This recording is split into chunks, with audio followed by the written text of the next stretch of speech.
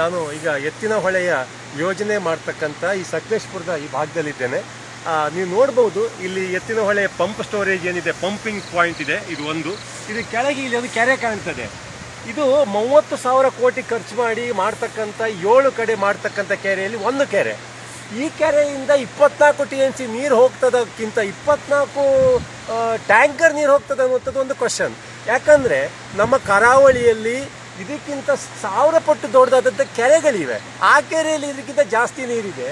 ಈ ಚಿಕ್ಕ ಚಿಕ್ಕ ಕೆರೆಯಲ್ಲಿ ಈ ಪಂಪ್ ಸ್ಟೋರೇಜಿಂದ ಇವರು ನೀರು ಕಳಿಸುವಂಥದ್ದು 24 TMC ನೀರು ಇಲ್ಲ, ಎಲ್ಲೋ ಒಂದು ಸಣ್ಣ ಸಣ್ಣ ಈ ಟ್ಯಾಂಕರ್ ತುಂಬಲಿಕ್ಕೆ ಕಳಿಸ್ತಕ್ಕಂಥ ನೀರು ಅನ್ನುವಂಥದ್ದು ಡೌಟು, ಸಂದೇಹ ಬರ್ತಾ ಇದೆ.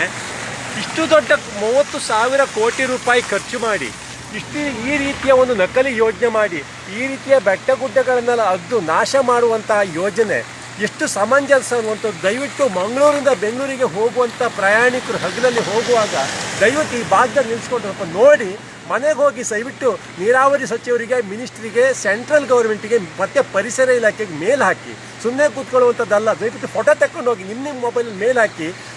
ಕೇವಲ ನಕಲಿ ಯೋಜನೆ ಮಾಡಿಕೊಂಡು ನಿಮ್ಮ ತೆರಿಗೆ ಹಣ 30,000 ಕೋಟಿ ಖರ್ಚು ಮಾಡೋದು ಮಾತ್ರ ಅಲ್ಲ, ಪಶ್ಚಿಮ ಘಟ್ಟದ ಕುಡಿಯುವ ನೀರಿನ ಮೂಲಕ್ಕೆ ಇವರು ಬೆಂಕಿ ಇಟ್ಟು ಈ ರೀತಿ ಲಗಡಿ ತೆಗೆದು ಹಾಳು ಮಾಡ್ತಾರೆ.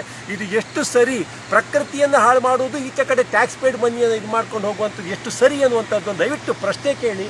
ಈ ಯೋಜನೆ ಇನ್ನು 2025 ಅಲ್ಲ, 2075 ಬಂದರೂ ಈ ಯೋಜನೆ ಕಂಪ್ಲೀಟ್ ಆಗೋದಿಲ್ಲ. ಇದು ಎತ್ತಿನ ಹೊಳೆ ಯೋಜನೆ ಅಲ್ಲ, ಹಣದ ಯೋಜನೆ. ಇದು ನೀರೆತ್ತು ಯೋಜನೆ ಅಲ್ಲ, ಹಣ ಎತ್ತು ಯೋಜನೆ ಅನ್ನುವಂಥದ್ದು ಸ್ಪಷ್ಟವಾಗಿ ಗೋಚರ ಆಗುತ್ತೆ.